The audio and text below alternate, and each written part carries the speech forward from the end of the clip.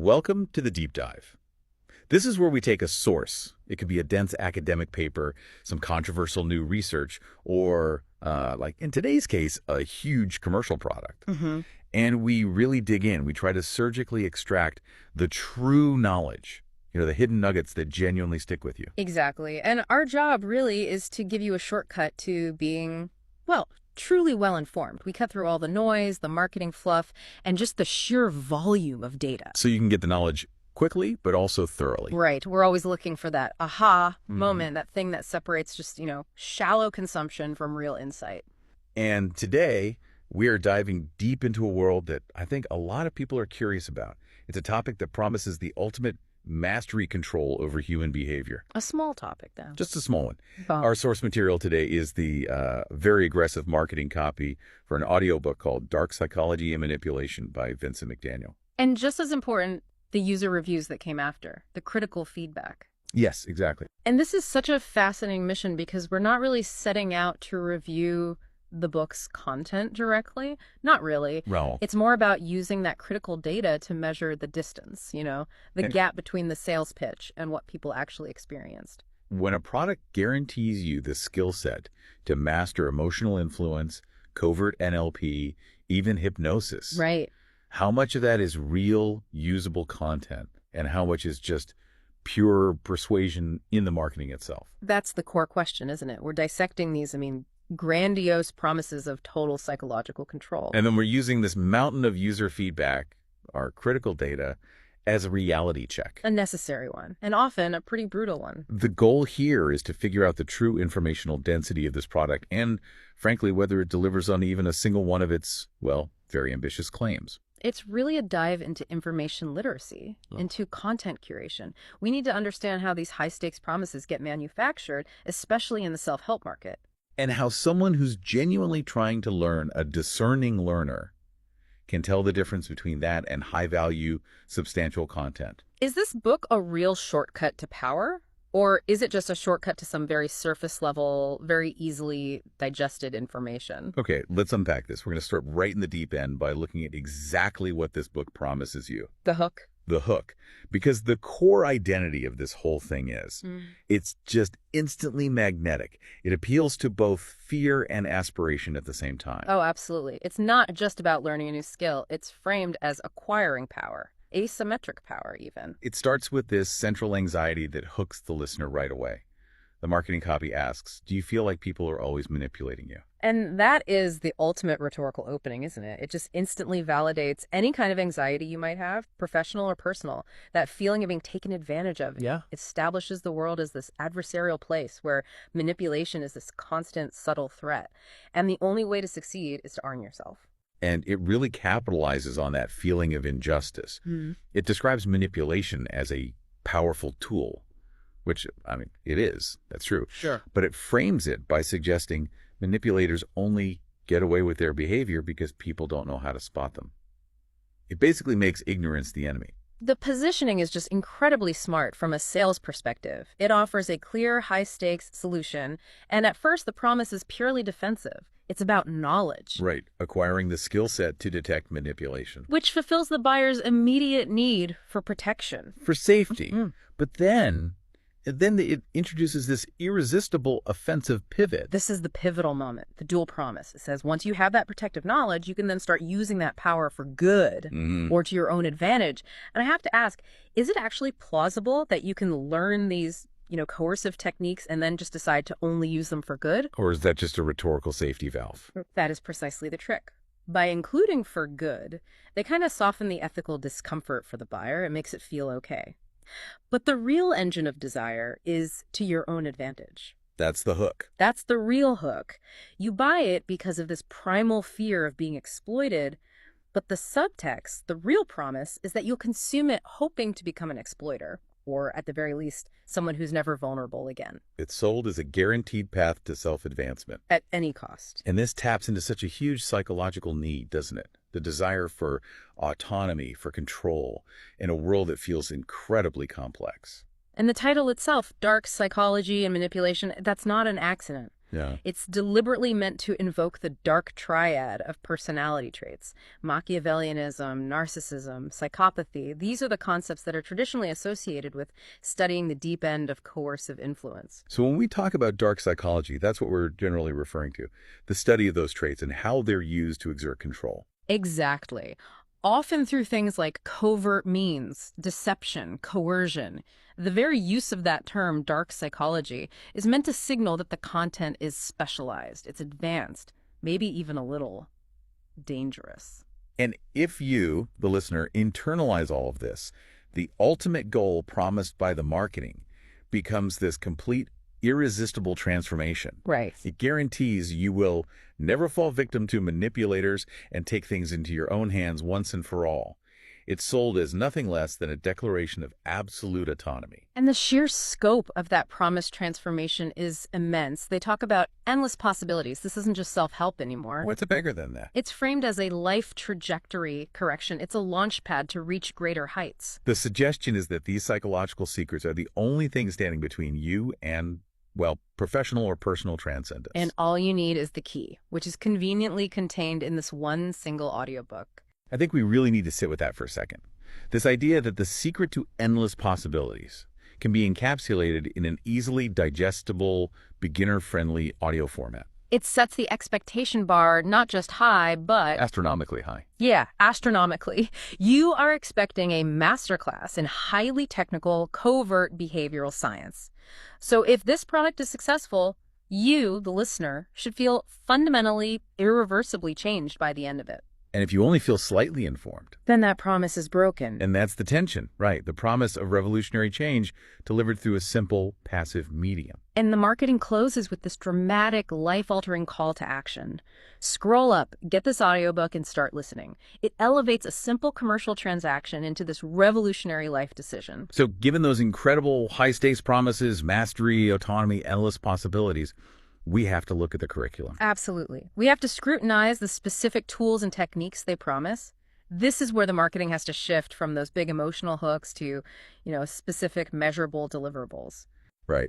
And they list this remarkable, it's almost a bizarrely diverse set of skills that you're promised you will master. All contained within one beginner-friendly and easy-to-understand guide. It's the ultimate psychological toolkit. We sort of started calling it the Big Five skill set. Yeah. It's this list that just sweeps together these completely disparate fields of study. Okay, so the listener is promised emotional influence techniques, Okay, that makes sense. body language secrets, A classic. covert NLP, Now we're getting specialized. speed reading, and hypnosis. It's an incredible combination, isn't it? And it suggests that the producers either fundamentally misunderstood or maybe deliberately flattened the complexity of these domains. You have the classic observable tools, right? Yeah. Emotional influence and body language. Those are skills of social awareness. You expect to see those, but then it just jumps straight to the highly specialized and, let's be honest, often controversial tools. Yay. Covert, NLP, and hypnosis. To the average person, those names suggest immediate, subtle, profound control over another person's mind. And then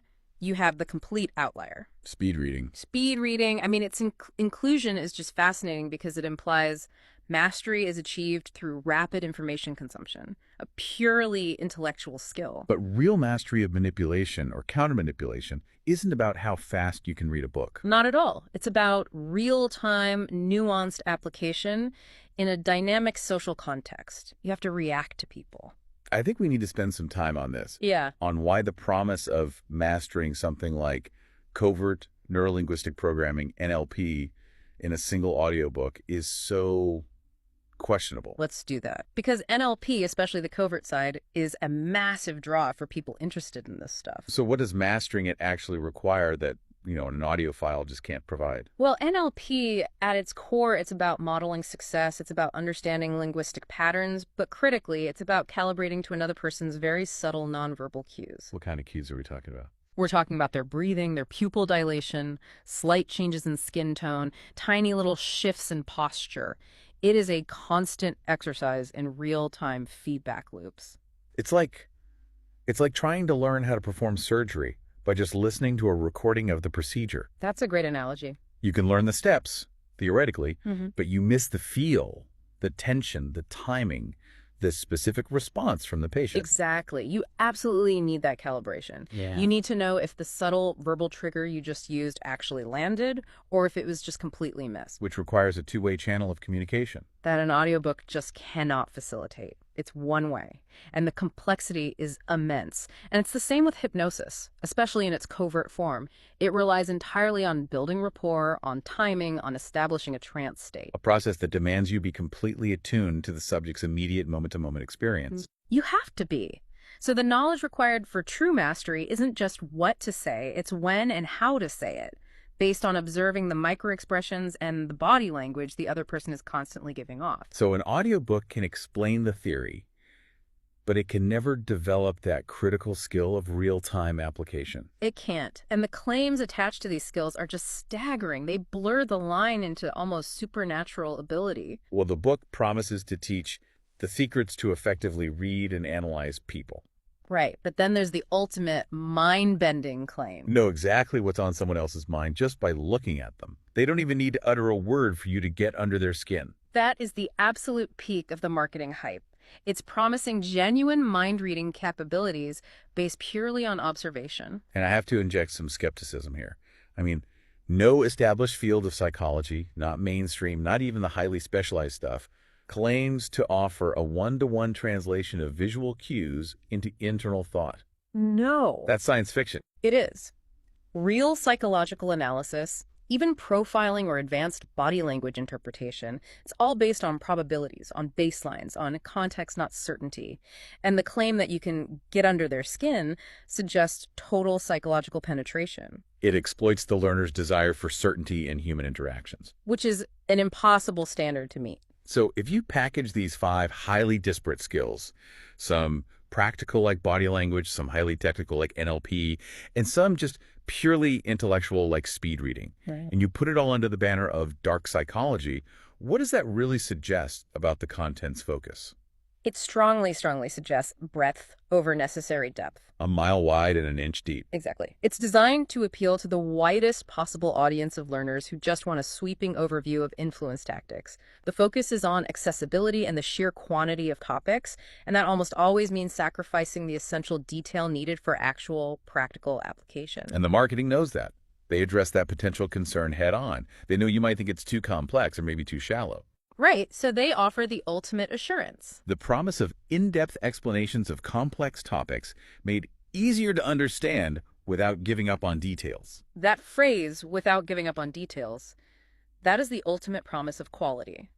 It sets the expectation that you are going to get the necessary nuance required to truly master covert NLP or hypnosis. They're promising that the content is somehow both comprehensive and accessible at the same time. Offering relevant information and up-to-date information, plus tips and tricks that are written with the modern world in mind. So if the book actually delivers on in-depth explanations for 5 incredibly complex, high-stakes areas of psychological influence, well, then the user feedback should reflect a truly transformative learning experience. Should be glowing. But if it doesn't deliver, then that specific promise of in-depth explanations becomes the central point of friction. It's what's going to validate all the subsequent consumer outrage. So we have a really clear benchmark now. The listener is expecting mastery, easy understanding, and deep explanation of 5 complex areas. Now let's see what the data actually tells us. All right, so we're transitioning now. We're moving from the aspirational world of marketing copy to the messy, real-world data from the user reviews. And for our deep dive, we have to treat these reviews as critical, empirical data points. They either validate the claims or they thoroughly debunk them. If we connect this to the bigger picture, these reviews represent the market's collective, aggregated response to those extravagant claims of total psychological mastery. And we always want to find balance, so we have to acknowledge first that there was, a scattering of positive or neutral feedback. It wasn't all negative. A few users did find some initial value. One review noted that the first of the book is very good and useful. Yeah. Another one described it as a nice and informative book that helps in understanding various aspects of dark psychology. And one user, curiously, even praised the narration in one spot, calling it an informative read with an excellent narration. So we can infer from that, maybe, that the initial introductory concepts, perhaps the most basic parts of the content we're going to talk about later, they offered some perceived value. Some people, yes. But here's where it gets really interesting. When we zoom in on the detailed, high-volume critiques, the consensus just shifts dramatically. Well, It reveals a vastly different and frankly disappointing user experience. the primary critique, it really revolves around content depth. The gap between the promised in-depth explanations of complex topics and what was actually delivered is just monumental. Reviews repeatedly state that there was nothing of noteworthy said. Right. And that the content was a surface-level drone. A surface-level drone is such a devastating analysis for a book that's promising endless possibilities. It is. It implies the content was not only superficial, lacking specific actionable insights, but it was also delivered in a way that actively prevented engagement. If you're selling mastery, you cannot afford to be boring. You just can't. And this critique of superficiality, it's magnified exponentially by the complaints about the delivery mechanism itself. Multiple users pointed to the presentation as something that fundamentally undermined the perceived quality of the content. Yeah, we see the typical complaints about poor delivery.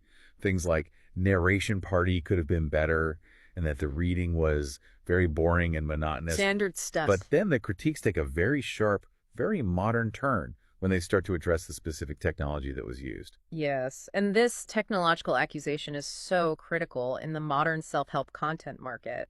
Multiple reviewers explicitly state that the reading, the voice, is AI generated. And even further, that the book itself is AI generated. And that's not just a critique of the delivery anymore. It's a fundamental challenge to the product's core authenticity, its originality. If the product is in fact just generated by an AI that's scraping readily available information from the internet, and then it's delivered by an artificial voice, it completely nullifies the marketing promise of relevant information with up-to-date information plus tips and tricks that are written with the modern world in mind. It suggests this is the absolute definition of mass-produced, low-effort content. It's completely devoid of any real human insight or expertise. Think about the irony there for a second. The very skill sets being taught, emotional influence, manipulation, covert NLP, they all rely fundamentally on human nuance. On empathy, even if you're leveraging it negatively. On subtle contextual analysis. On recognizing ethical boundaries. And an AI-generated monotonous delivery just instantly renders that instruction sterile. The artificial medium defeats the entire purpose of learning human communication and influence. I mean, if your goal is to get under someone's skin and you're learning those techniques from a computer voice that sounds like a flat robot, the irony is just, it's too rich to ignore. It really is. The tool used to teach advanced human interaction is itself fundamentally inhuman in its delivery. One of the detailed negative reviews provided a truly insightful and witty critique. The reviewer actually leveraged the book's own subject matter against the author. This was my favorite one. The reviewer claimed the author actually succeeded in performing one specific hypnotic technique. Yes. Keeping talking even when the other person has lost interest to put them in a trance state so that they may be influenced. That is just brilliant observational commentary. Isn't it? It acknowledges that the technique, this monotonous drone designed to induce a trance, was accidentally achieved simply by the book's boredom factor. Exactly. And then the reviewer performs the ultimate judgment by concluding that the author succeeded in the former, the droning, the loss of interest. But not in the latter. Not in the influence or the value. It was technically boring, but functionally completely useless for learning. And that anecdotal detail just so powerfully summarizes the failure to deliver. The book achieved this technical, automated delivery, but without any substance or efficacy. And the final, brutal judgment urging listeners to save your time and don't pick this book up, it perfectly encapsulates the market's response. A high-stakes promise delivered through surface-level, possibly automated content. Exactly. Okay, but the most valuable piece of data in this entire deep dive, I think, comes from the hyper-specific critical feedback, the numerical breakdown of the book's actual content. This is the real aha moment. This is it. This is what translates that aspirational marketing into empirical reality for you, the learner. One user explicitly accused the book of being only 5% about its core advertised topic. Dark psychology. And this numerical breakdown, it acts like forensic evidence against the marketing claims. So let's really analyze this distribution. A learner buys an audiobook because they're seeking mastery and emotional influence, covert NLP, all the secrets of manipulation. They're seeking 100% focused, specialized content. That's what they paid for, and said they received this highly diluted formula. So let's start with the hook. Only 5% dark psychology. If the entire sales infrastructure, the title, the promise of mastery, the appeal to autonomy, if it all hinges on teaching you how to use or defend against dark psychology. A 5% allocation means that the core specialized content the buyer was actually looking for must be either incredibly compressed or highly abstract. Or it's just not there. Or it's simply non-existent. It guarantees that any discussion of techniques like covert NLP or advanced psychological influence is relegated to what?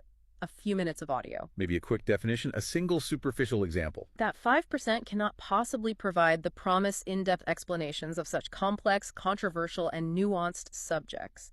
It's enough to mention the term, but it is not enough to teach the concept. And from the producer's standpoint, this structure is highly efficient. They use that specialized 5% as the bait. Right, the high-value concept that commands the price. But they don't have to invest the time or the human expertise that's required to actually flesh out that content. Then we move to the next segment, 45% basic psychology.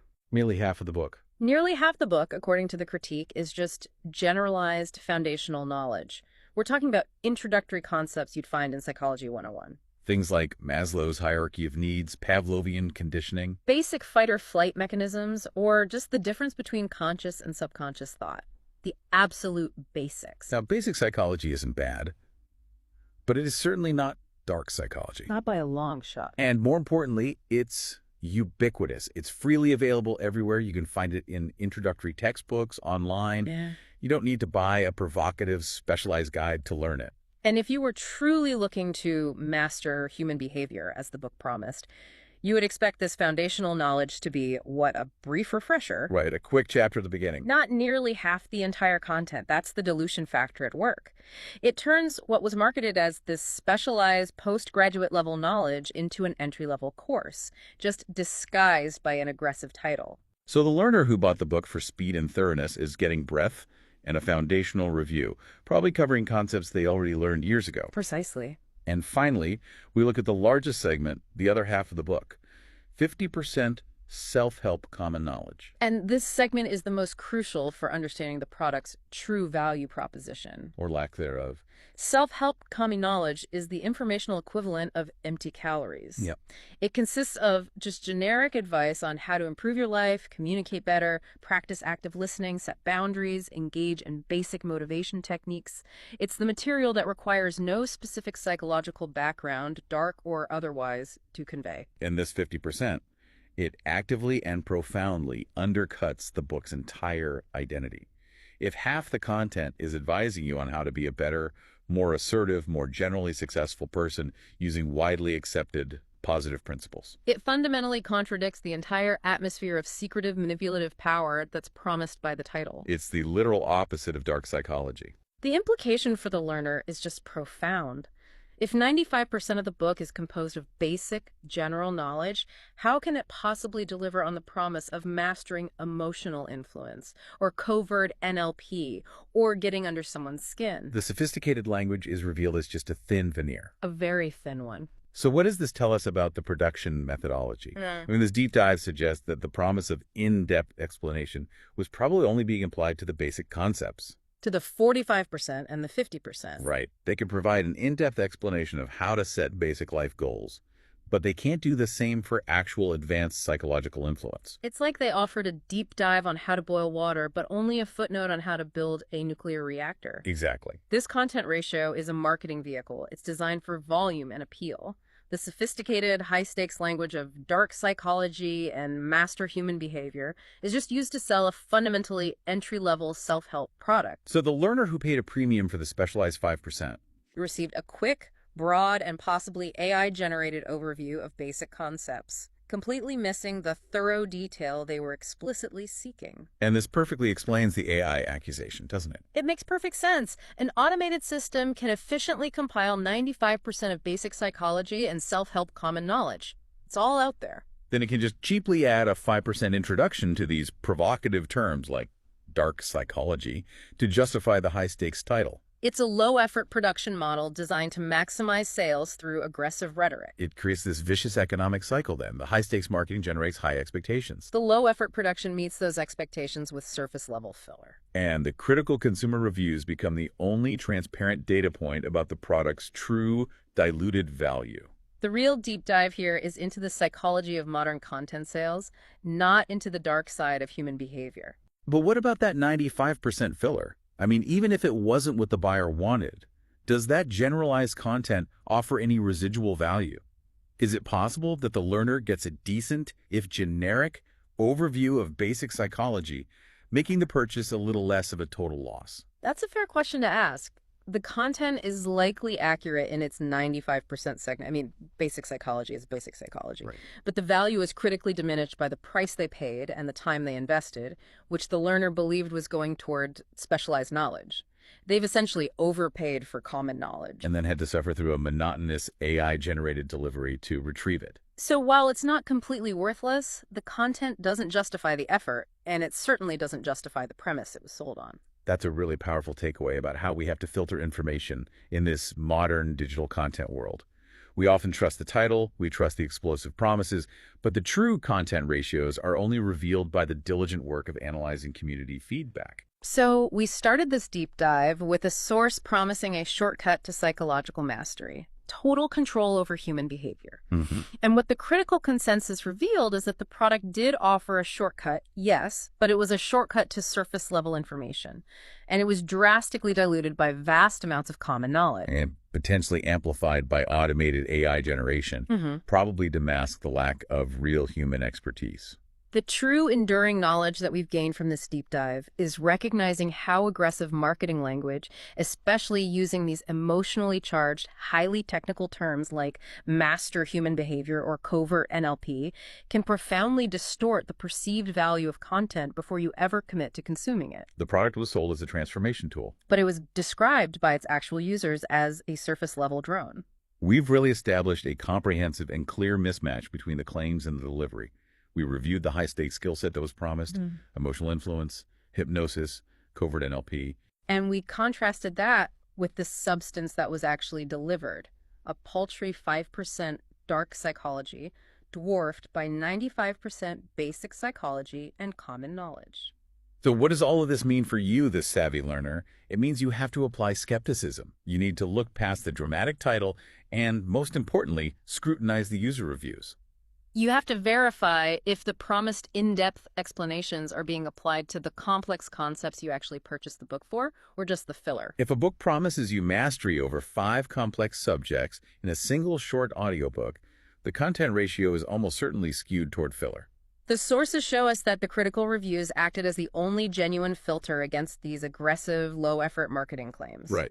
So for the listener who is genuinely interested in achieving true psychological depth and understanding the nuanced mechanics of influence, the next step isn't just seeking in-depth explanations broadly. It's more specific than that. It involves identifying actual, verifiable author expertise and actively avoiding content where the presentation, whether it's just monotonous narration or outright AI generation, undermines the required complexity and human nuance needed for real psychological understanding. The sophistication of the marketing language often outpaces the quality of the content. This deep dive has shown us that the real trick isn't in mastering dark psychology. It's in mastering the ability to spot poor content disguised as deep knowledge. And so the final thought we want to leave you with, building on this necessity of critical vetting. If you are seeking knowledge on true advanced psychological techniques, like the actual measurable existence and mechanics of genuine covert NLP or effective behavioral hypnosis, the first question you have to ask isn't about the book's contents, it's about its provenance. Where did it come from? Exactly. What specific, reputable, and verifiable sources would you use to confirm the author's background, their credentials, their content's validity, before you commit to a deep study of the material? Don't let the instantaneous promise of power blind you to the reality of the content ratio. Thank you for joining us for the deep dive. Keep seeking the depth, not just the surface.